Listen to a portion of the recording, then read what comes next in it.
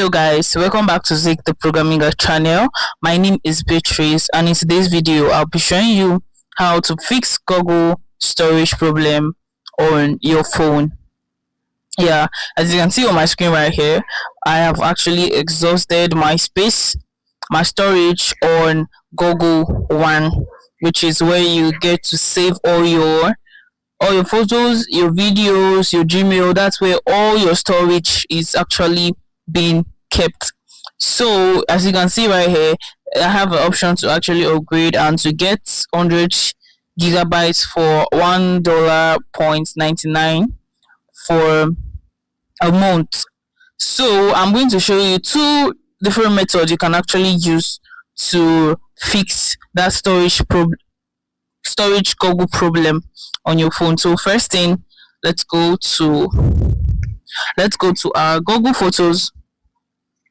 Okay, let me close this up, and right, open up your Google Photo just like this and look above your screen. You can see your profile right there. Click on that and you click on backup.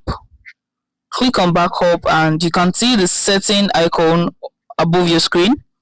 Click on that and you can see I got a chance of getting to pay for 100 gigabytes trial. That should be for free, but let's pass that. So you can see backup quality right here, so you need to click on that, and storage saver.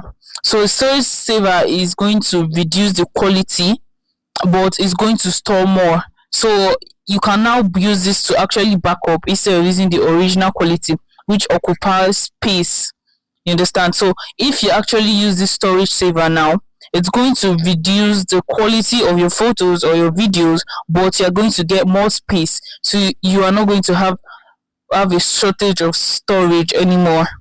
So after doing this, you can now back up. Once you click on select and you now back up, you will find that you have a lot of space, and you can now delete the previous one, but you still have a backup.